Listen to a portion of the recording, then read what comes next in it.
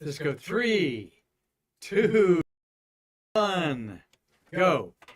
Welcome everybody to the American Space Museum. I'm Marquette. We're glad that you're with us to stay curious, as we had a little audio hiccup there. We being me and Selvin Trotter is our behind the scenes working the Streamlabs console today, as we've given Marty another day off. And we're kicking off here with Apollo 12 headed to the moon 54 years ago. Here's LM number 6 sitting on the moon right at the edge of a crater, and down at the bottom of a crater is another spacecraft that NASA sent to the moon a year and a half earlier, Surveyor 3. We're going to kick back and enjoy a little bit about the Apollo 12 mission. Today, November 14th, looks like I'm going to be a grandfather for the second time, as my daughter's having a baby girl. And so God bless you, my daughter Jessica. And I've had a busy day booking some events for our museum and put together our program on Apollo 12 that 54 years ago was launched on the fourth voyage to the moon. And of course, Apollo 8, December 1968 was the first one, and then Apollo 10, and then of course Apollo 11. And so we're going to talk about that, show you some pretty pictures, get into some of the nuances of it, maybe explain a little bit why the apathy for the Apollo program happened after this mission. This, after all, was the twice that we've done at the end of the decade. So I'm going to dwell on this mission a little bit as a baby boomer who was 15 years old when all this was unfolding before us, and man's greatest adventure. One of the astronauts that was part of man's greatest adventure is having his 90th birthday today, and that is Mr. Fred Haise. Fred Haise Jr. was born November 14th, 1933 in Biloxi, Mississippi. He is a great friend of the American Space Museum, as our president emeritus, and good friend of the ASM godfather, one of the co-founders, Charlie Mars, who's a retired NASA manager. Charlie was involved with the astronauts as NASA's manager in the lunar module. We're gonna see something that Charlie's tied into Apollo 12 here at the end of our program. Fredo helped raise money to build the Apollo and shuttle monuments 10 years ago at Spaceview Park in downtown Titusville. Here he is with the beautiful hazel sea-capped banks. There's Haise right there. At the 50th anniversary of Apollo 11 event we had in 2019. Haise is, and we're going to see a little bit of Hazel here coming up, how she's involved with Apollo 12 also. Fred Haise's book, Never Panic Early, is his personal and illuminating memoir of his career in the Apollo 13 successful failure aborted moon landing in April 1970. And a lot of people that read it wish it was twice as long, because they got a lot of great insight into Fred Haise. A Marine, hoorah! He was in the 1966 Group 5 class of astronauts. He was the lunar module pilot, would have walked on the moon on the ill-fated Apollo 13 mission in 1970, and would have been commander for the canceled Apollo 19 moon landing mission. That would have been an interesting one wherever they were going to choose to go at. Very importantly, I think, that's kind of a small resolution there, so I'll do that. Fred was commander of the shuttle Enterprise, shown there with Gordon Fullerton. Hello, Marie Fullerton. Her husband has passed away. But these two, and Truly, and I'll think of his name here in a minute, were the other two astronauts that flew the glider stage of the tests, the approach and landing tests on there. Joe that's been on the X-15, Joe, and then commanded 2 shuttle flights. I'm thinking not Joe Kerwin, Joe, boy, anyway. Haise helped create the Infinity Science Museum on the Louisiana-Mississippi border in Pearlington, Mississippi. So happy 90th birthday to Fredo there. Okay, great shot of him and Haise. And It's also birthday of five-time spaceman Ken Bowersox. Ken Bowersox is 67 today, born November 14th, 1956 in Portsmouth, Virginia. Sox considers Bedford, Indiana to be his hometown, and that's also the hometown of astronaut Charlie Walker, who's a friend of our museum. Uh, 211 days in space, two EVAs. He was pilot on 50 and 61 in 1992 and 93, and he was commander of three missions, uh, including an expedition crew. And he was at the Hubble telescope twice, on 61 and 82, 6 years apart. No, 4 years apart there, 93 and 97. He also became a management leader in NASA, associate administrator for NASA's operations and mission directorate, and he also served on the SpaceX astronaut safety and mission assurance boards that got them off to a great start. So, awesome guy there. John Ingle. Pardon me? John Ingle. Joe Ingle. Thank you. I bet Tom Usiak helped me. Who did? It was Gary Jeriel, Carlton Bailey. Yeah, thanks, Karan. Yeah, Tom Joe Usiak. Ingle, and just had his birthday too, Admiral Truly. All right, let's kick back a little bit and just, as you're going to see the moon dance begins this week. You'll see the crescent moon tonight or tomorrow, and then it'll be first quarter a week from tomorrow. And so we have had 12 human beings walk on that moon, 24 orbit it, and nobody's done it since December 1972. All right, we're looking at coming up on 51 years ago. And here's President Kennedy underneath a lunar module that was first proposed in 1961. And I see Gilruth there, and in the back is James Webb.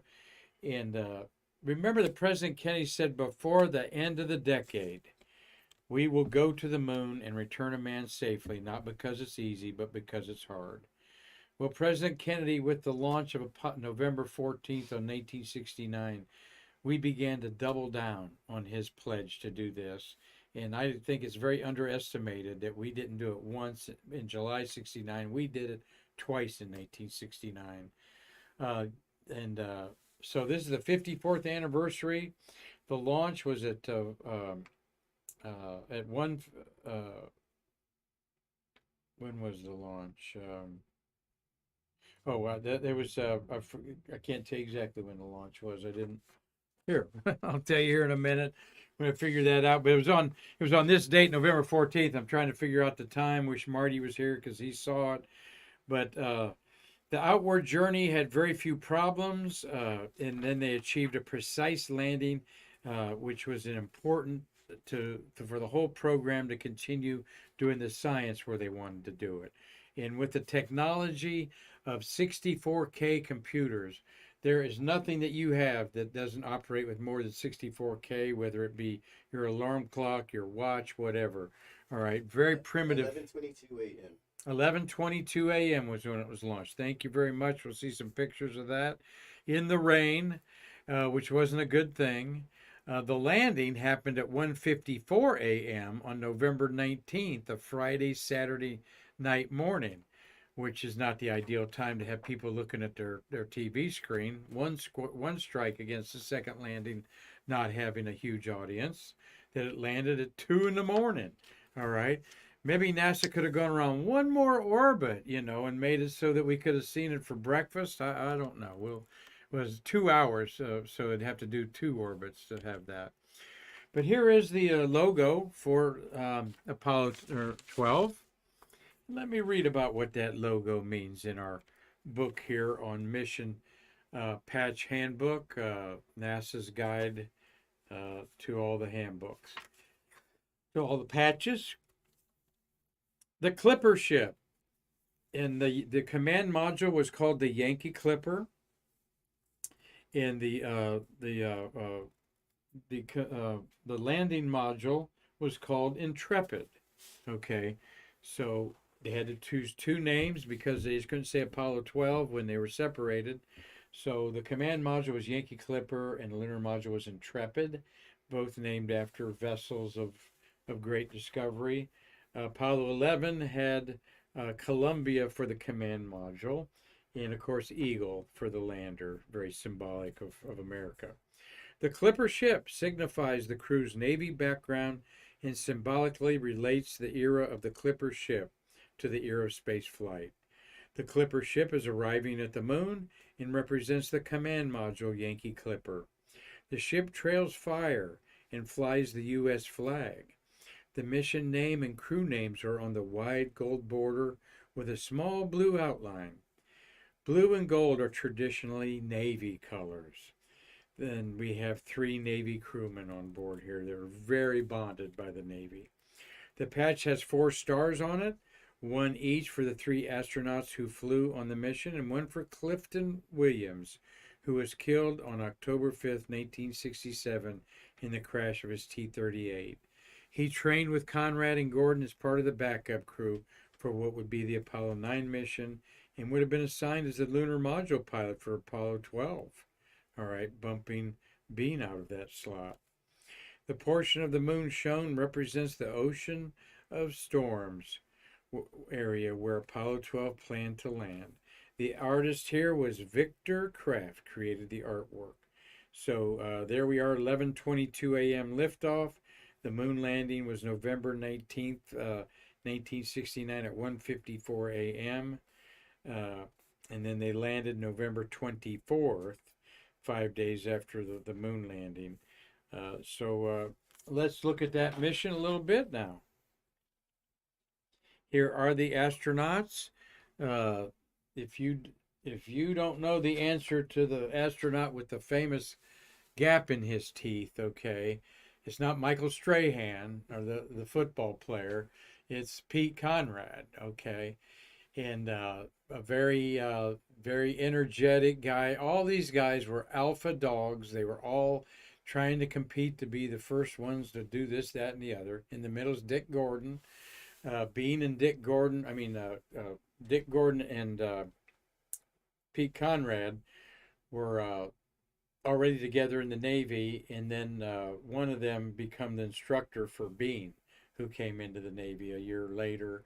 And they were just bonded like brothers, and in fact, they've all passed away, and they're buried at Arlington Cemetery in Washington, D.C. within sight of each other. If not side by side by side, I can't confirm that. Look at the door there. The hatch of their spacecraft is very complicated. A door that could be open in a less than 30 seconds, where it took the hatch that killed the Apollo 1 astronauts more than 3 minutes to handle. So there you see them behind that, a very friendly picture of them. Here's another unusual photograph. Again, who's who? Well, the gap tooth there is Pete Conrad. He was only about 5'6". Dick Gordon shown there, and then Pete Al Bean. Of course, Al Bean became a artist. They're sitting on one of their gold Mustang or Corvettes. They were all given Corvettes by race car Indy 500 winner. That's going to elude me right away there. But for $1 lease, he gave them all a Corvette, and the gold ones were known for the Apollo 12 had all gold ones there. Rathman was the Indy winner that had the dealership to help them out. And there's another third picture of these guys. Can't get enough of this crew. By way of telling you that Nick Thomas, the astronaut wrangler at the Kennedy Space Complex, is going to be doing a special program on November 27th on the Apollo 12 crew and some of their antics and good things that they did also. So, well, let's get to the Apollo mission here. The mighty Saturn V rocket being sent out in all of its glory. The goals of Apollo 12 focused on science, including investigating the lunar surface environment and putting the first Apollo Lunar Service Experiment Package, ALSEP. All right. And though there was a smaller LSEP put out by Apollo 11. All right. But there's the Saturn V rocket going out and of course launched in a drizzling rain off and on throughout the day. There is the mighty launch of the. It's been usurped in power by the Artemis, and then of course the Starship. But by the way, they're looking at maybe launching by Friday. That'd be cool. But there's the launch of Saturn V, and within a few seconds, can you find the Saturn V, Selvin, inside that bolt of lightning? Yeah, the whole Saturn V rocket, 365 feet tall, is inside that lightning bolt. And what happened was, struck by lightning, the static charge caused a voltage transient that knocked all fuel cells offline, meaning the spacecraft was being powered entirely by batteries, which could not supply enough current to meet demand. A second strike at 52 seconds into launch. The first one was at 36 seconds after launch. The second one knocked out the 8-ball attitude indicator. The telemetry stream at Mission Control was garbled, but the Saturn V continued to fly normally. The strikes had not affected the Saturn V IU, the instrument unit guidance system, which functioned independently from the command service module. The astronauts unexpectedly had a board red with caution and warning lights, but couldn't tell exactly what was wrong. So very famously, I got that on another sheet of paper, of course, somewhere. No, here it is.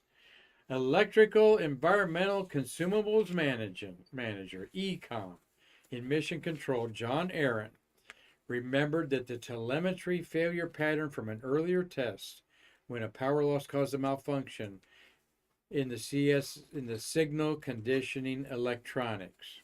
All right.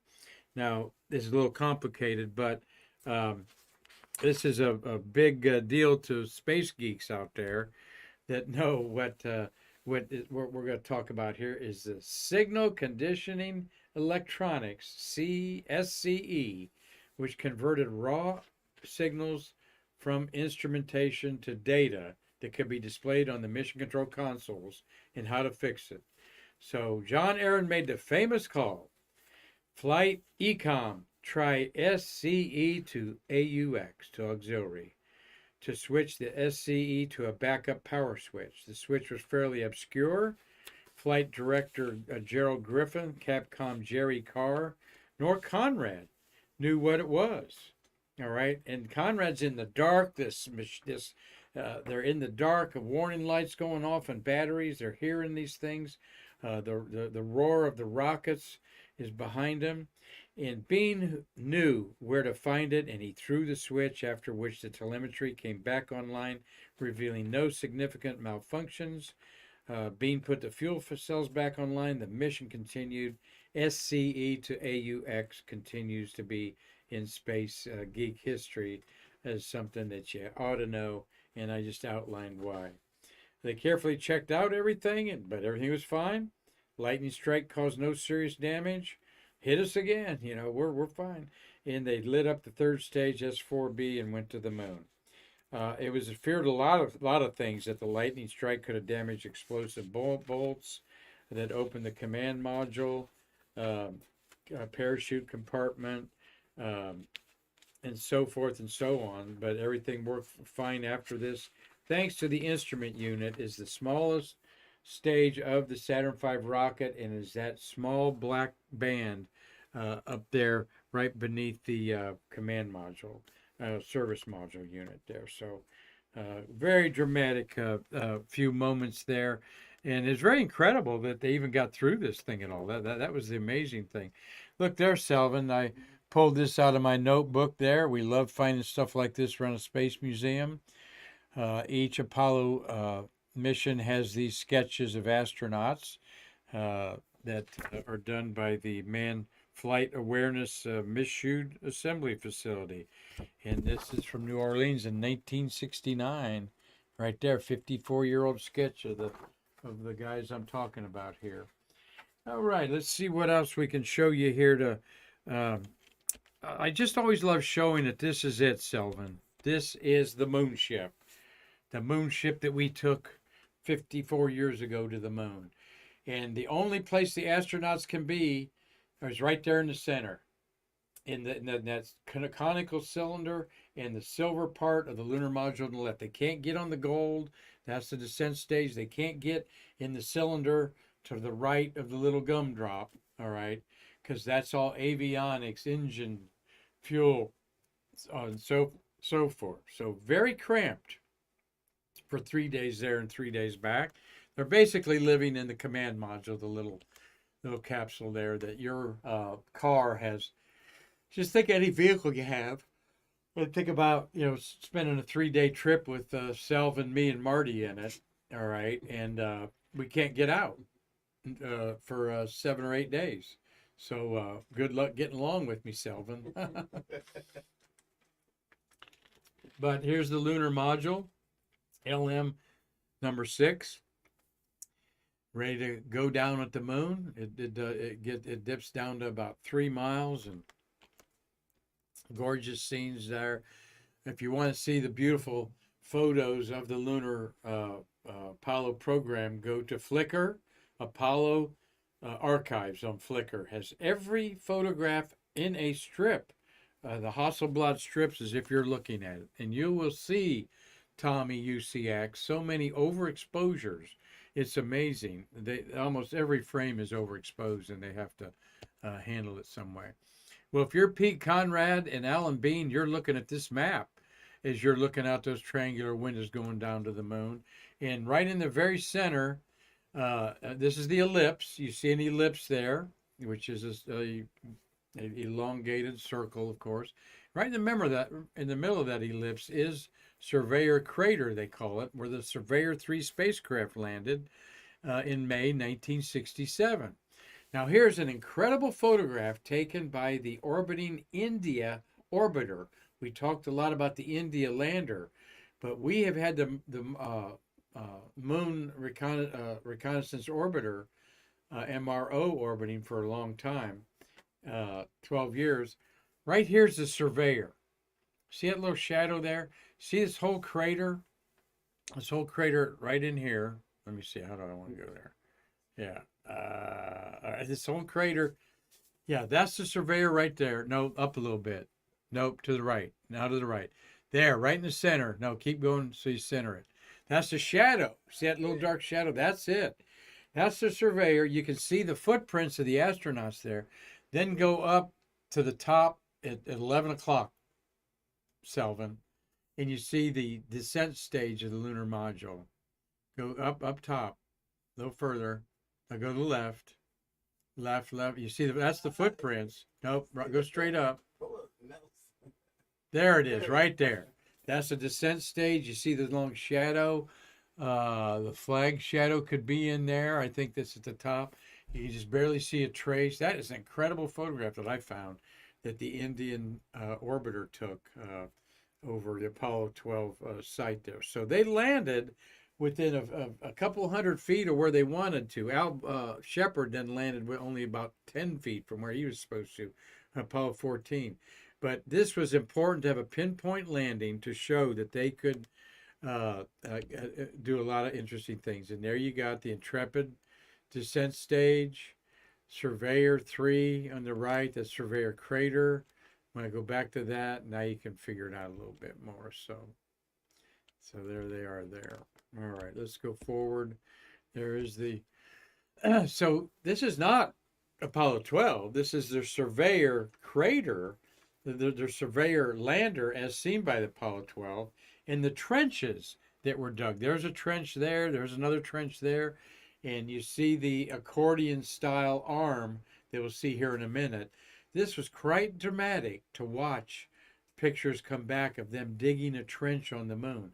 Now, they couldn't see a movie. They saw a series of photos that were beamed back. And this tested the tensile strength of the moon there so that they knew that the 10-ton lunar module could land on there safely and not break through it.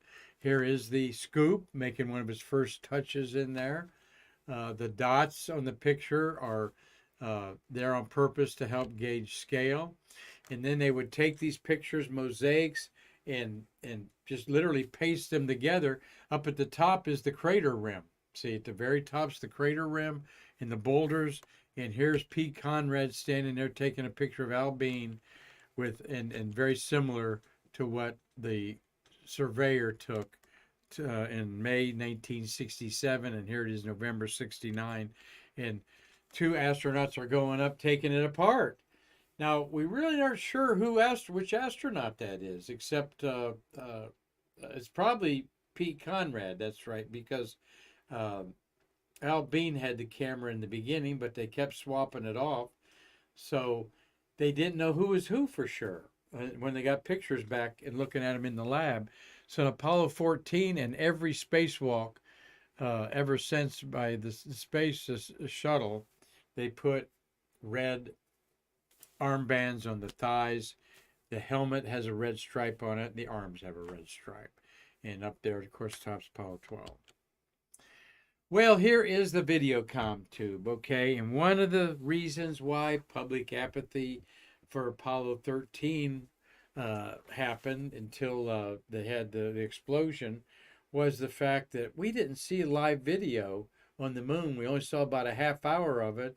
And then Al Bean accidentally pointed the camera at the sun and burned out the primitive video tube of it. And so we didn't see color pictures that were supposed to be broadcast to us for the moonwalk that they did on there for about 4 hours. What a tragedy. They had two moonwalks. The first moonwalk, they went out and did set up their experiments. And then the second one, they went down to the Surveyor Crater.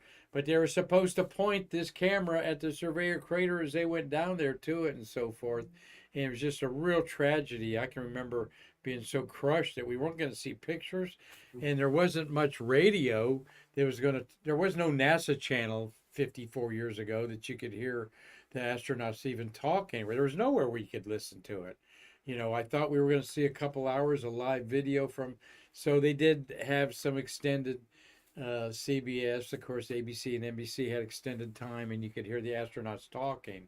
But it certainly was boring and lost its interest to the non-space people right away. And that's a big deal, the apathy, the 2 a.m. landing, and then the fact that we didn't see live TV coverage of this was really a bad public relations problem that I don't think NASA really fully overcame through Apollo 14 and the success all the way to 17.